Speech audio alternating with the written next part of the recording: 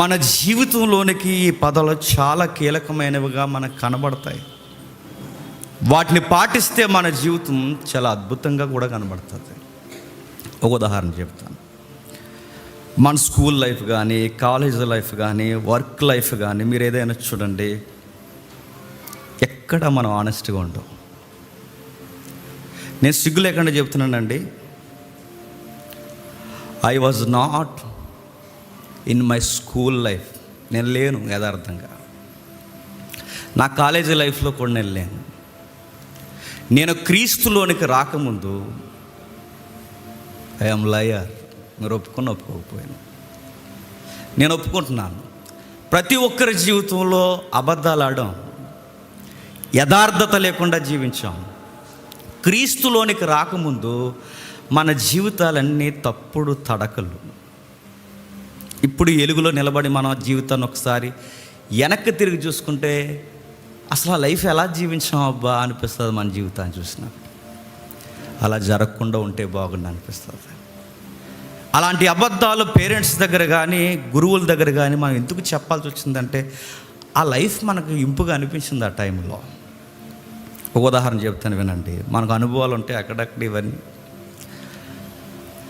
నలుగురు పిల్లగాళ్ళు స్కూల్కి ఆలస్యంగా వచ్చారు.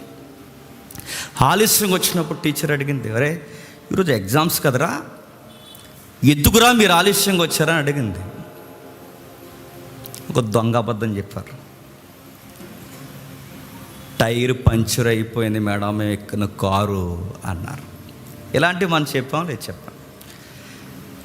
సెలవు దొరకడానికి నాన్నమ్మని ఎన్నిసార్లు చంపేశాను చెప్పండి, అమ్మమ్మని ఎన్నిసార్లు చంపేశాను చెప్పండి, మామిని ఎన్నిసార్లు చంపేశాను చెప్పండి. అందుకని నేను అంటున్నాను, పచ్చి అబద్ధికులు మనం. ఎలాగైనా మాట్లాడేస్తాం. లయర్, అబద్ధాల కోరి అంద పదం. ఎక్కడ అవకాశం దొరికితే అక్కడ అలా మెలితేసి మాట్లాడేస్తాం. అబద్ధం చెప్పేసరి ఈజీగా టైర్ పంచర్ అయిపోయింది మేడం, లేకపోతే మేము ఎగ్జామ్స్కి వచ్చేద్దామంటే వీళ్ళ టైర్ పంచర్ అయిపోయింది అన్నది అబద్ధం. వీళ్ళ సోషల్ మీడియా అలవాటుకి, వీళ్ళ పుస్తకాలు తిరగేక రాయడం భయం వేసి ఆలస్యంగా వచ్చారు. మరి ఎగ్జామ్ అయిపోయి వచ్చారేంట్రా అని అడిగితే, మేడం మీకు విషయం చెప్తున్నా, ఇప్పుడు మీరు ఎగ్జామ్ పెట్టినా మేము రాసేస్తాం, మేము రాయడానికి రెడీగా ఉన్నాం మేడం, టైర్ పంచర్ అవ్వకపోతే మేము రాసేద్దాం అన్నారు. బిడ్డలారా ఎంత కష్టం వచ్చిందిరా మీకు అనుకున్నారు. రాసేస్తారా? రాసేస్తాం మేడం. వెరీ గుడ్, అందరూ వెళ్ళిపోనియండి, నేను చొరవ తీసుకుని బాధ్యత తీసుకుని మీకు టెస్ట్ కంటిన్యూ చేస్తాను, సుపీరియర్తో మాట్లాడారు, టెస్ట్ పెడతారు. నలుగురు ఉన్నారుగా, నలుగురు 4 మూలలు కూర్చోబెట్టి ఒక మాట రాసింది. నేను ప్రశ్నలు చెప్తాను, మొట్టమొదటి ప్రశ్న దానికి ఆన్సర్ చేయండి. నలుగురు 4 వైపులు కూర్చుని ఎవడ వైపుకు చూడకుండా దిక్కులు అటువైపు తిరిగి కూర్చుని మొదట ప్రశ్న అడుగుతున్నాను, మీ కారులో ఏ టైరు పంచర్ అయిపోయింది? ఆన్సర్ రాయండి అంతే. వాళ్ళు ఎక్స్పెక్ట్ చేయని ప్రశ్న ఏంటో తెలుసా? వాళ్ళ టైర్ పంచర్ అయిపోయిందని చెబితే సైలెంట్ అయిపోద్ది అనుకున్నది, టీచర్ సైలెంట్ అయిపోతాడు అనుకున్నారు. టీచర్ ఒక అడుగు ముందేసి వీళ్ళకి లైఫ్లో నిజాయితీ అంటే ఏంటో నేర్పించాలని పరీక్ష పెట్టింది. ఆ పరీక్షలో ప్రశ్న అడిగింది, ఏ టైర్ పంచర్ అయింది చెప్పండి. నిజమైతే అందరూ ఒకే టైర్ కొరకు రాస్తారు, అబద్ధమైతే నలుగురు 4 టైర్ల కొరకు రాస్తాం. ఒక విషయం గుర్తుపెట్టుకోండి, మీకు నచ్చినా నచ్చకపోయినా మనం చెప్పే వల్ల, నువ్వైనా నేనైనా మీరైనా ఎవరైనా, మనం చెప్పే వల్ల ఎదుటివారు అన్ని వేళలా నమ్ముతారని అనుకోవడం మన అమాయకత్వం అండి. ఎప్పుడు బలం గుర్తుపెట్టుకోండి. మనం ఏది చెప్పినా నమ్మేస్తారు అనుకోకండి. మనం చెప్పిందల్లా ఎదుటివారు అన్ని వేళ నమ్మేస్తారు అనుకోకు. గుర్తుపెట్టుకో, వాళ్ళు ఏదో రోజు నేను పరీక్షించడం, ప్రశ్నించడం మొదలు పెడతారు. ఏదో రోజు నీ వైపు అనుమానాలతో ఆ కళ్ళు చూడడం స్టార్ట్ అవుతాయి. ఆ రోజు నీ ముఖానికి చెమట పడుతుంది, నీ మాటల్లో తడబాట్లు వస్తాయి, పొంతన లేని సమాధానాలు చెప్తావు. నిన్ను నువ్వు జెన్యూన్గా ప్రూవ్ చేసుకోవడానికి ఎక్స్ట్రీమ్ స్టోరీస్ క్రియేట్ చేస్తావు. ఇంకా తగ్గిపోతావు, గుర్తుపెట్టుకో. అందుకే సిఎస్ లూయిస్ అంటాడు, ఎవరో చూస్తున్నారని రైట్గా జీవించుకో, ఎవరు చూసినా చూడకపోయినా రైట్గానే జీవించు.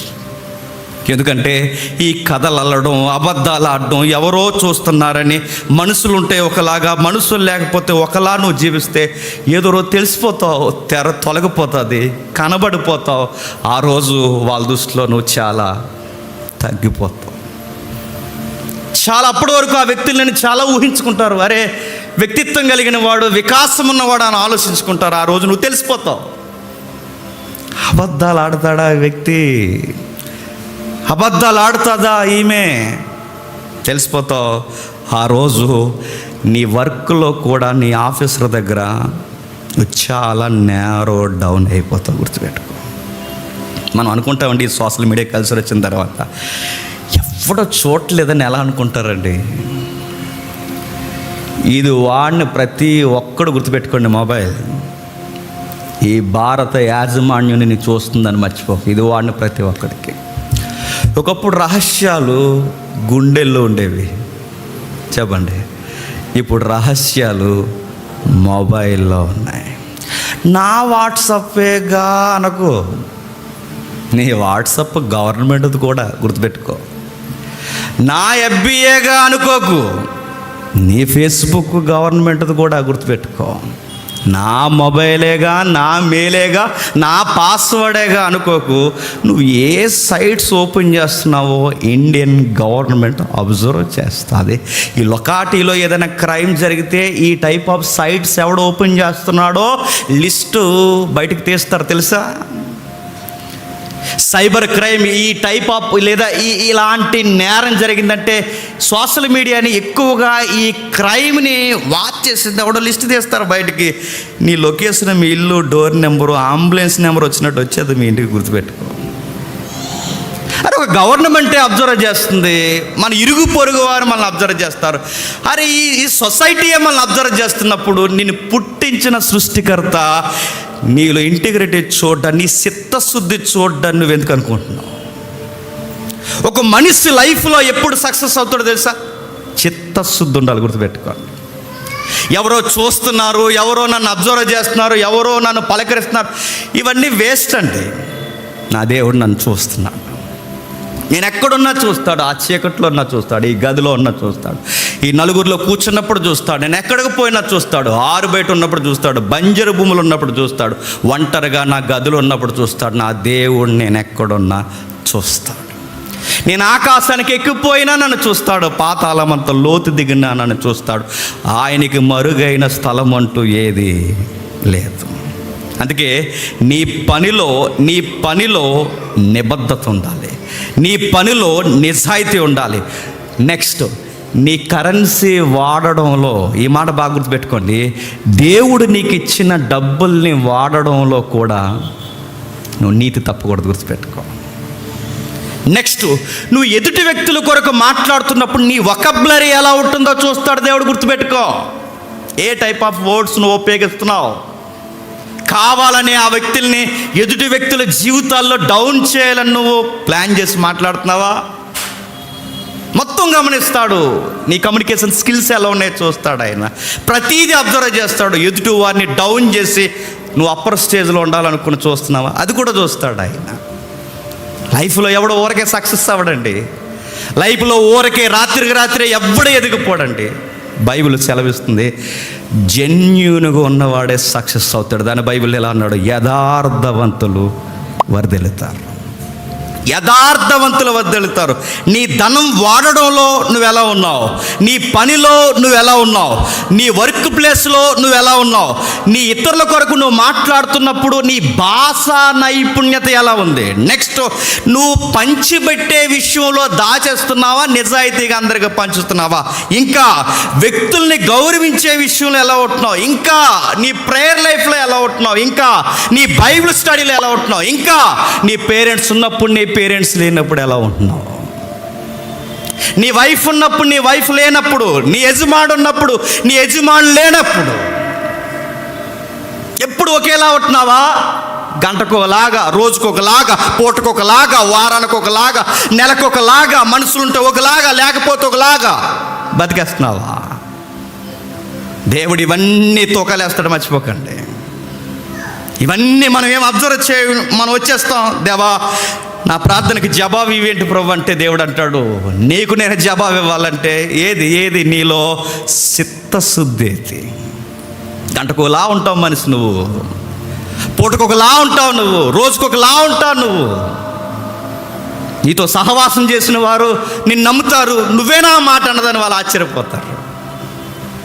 నీలో చిత్తశుద్ధి లేదు, నిజాయితీ లేదు, నిష్కాపట్యముగా జీవించాలన్న తత్వం నీకు లేదు. మీరు అనుకోవచ్చు దేవుడు చాలా నిజాయితీ కోరుతాడు, ఆ మాటల్లో కూడా అబద్ధాలు వద్దని దేవుడు కోరుతాడు. ఏం చేయమంటారండి?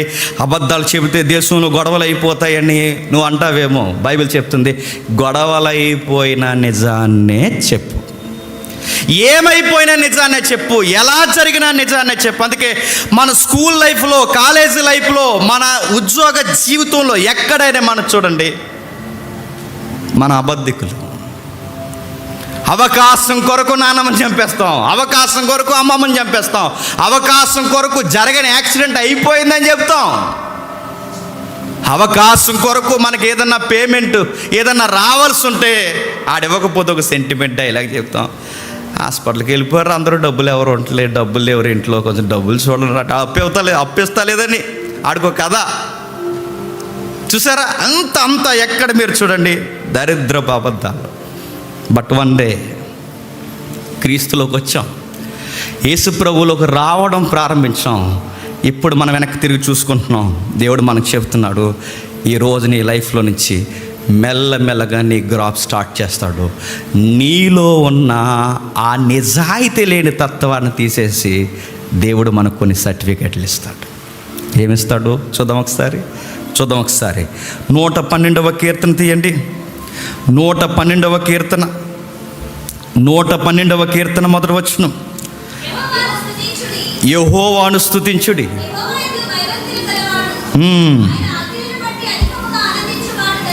ఆయన ఆజ్ఞలను బట్టి అధికముగా ఆనందించేవాడు ధన్యుడు.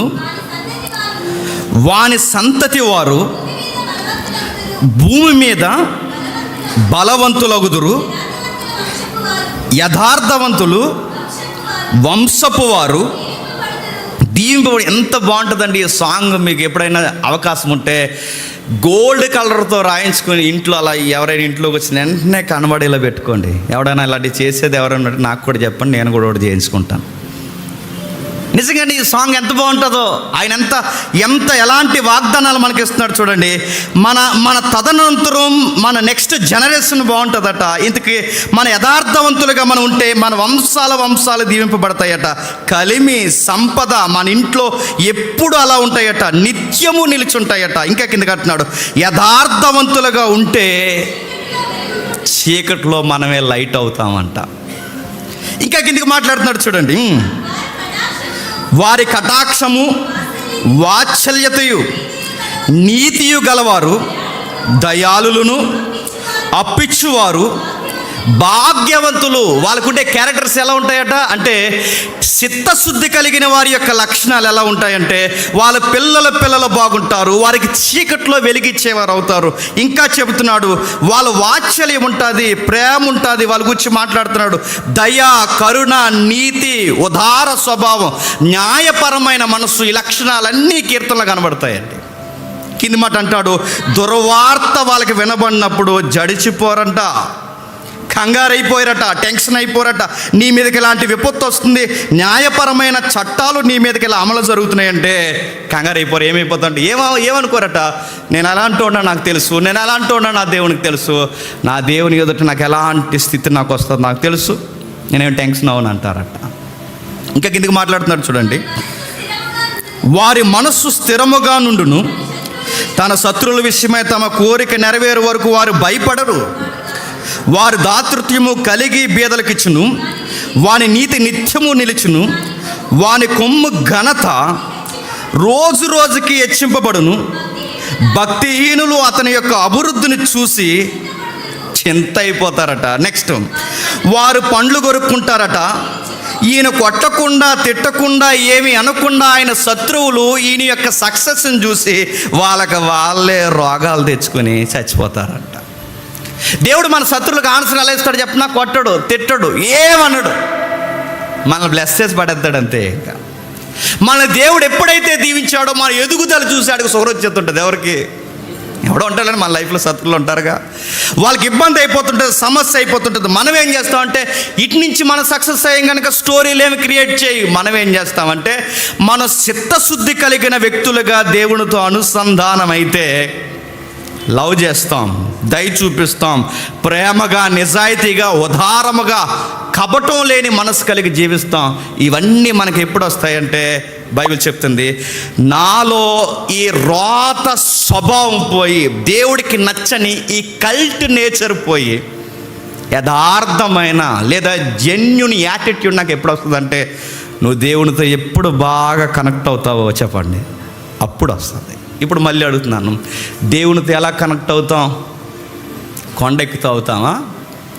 నదికి వెళితే, ములిగితే, ఎక్కడో దూరంగా పోయి ఒంటరిగా ఓ పెద్ద కేక యెహోవా అట్ట అవుతావా? నీవే ప్రాక్టీస్లు అవ్వండి. దేవునితో నువ్వు ఎప్పుడు కనెక్ట్ అవుతావు తెలుసా? ఈ బైబిల్ని జాగ్రత్తగా చదువుకుంటే కనెక్ట్ అవుతావు. గుర్తుపెట్టుకో. ఈ వాక్యాన్ని చదువుకోవాలంటే ఈ వాక్యాన్ని చదివిన వాడు దేవునితో మమేకమైపోతాడు, దేవుడితో కలిసిపోతాడు. దేవుడితో ఎవడైతే కనెక్ట్ అవుతాడో ఆ వ్యక్తుల్లోకి నేచర్ వస్తుందట. దయ వస్తుంది, కరుణ చూపిస్తాడు, నీతిమంతుడిగా ఉంటాడు, ఉదారంగా వ్యవహరిస్తాడు, న్యాయపరంగా ఉంటాడు. చివరికి ఎదుటి వ్యక్తులకి మనం ఎలా ఉంటామో తెలుసా? మనం ఎక్కడుంటే అక్కడ మన చుట్టూ ఉన్న వాళ్ళకి మనం దీవెనకరంగా, వెలుగుగా మారిపోతాం. మనల్ని బట్టి అనేక మంది దీవింపబడతారు, మనల్ని బట్టి అనేక మంది గుప్పడి మెతుకులు తినగలుగుతారు. మనల్ని బట్టి అనేక మంది అనుకుంటారు, జీవిస్తే అతనిలా జీవించాలండి అని మనల్ని రోల్ మోడల్గా తీసుకుంటారు. అంత బ్లెస్ చేస్తాడండి దేవుడు. దానికి కావాల్సింది ఏంటో తెలుసా? నీ కమిట్మెంట్ కావాలి. దానికి కావాల్సింది ఏంటో తెలుసా? నీ చిత్తశుద్ధి కావాలి.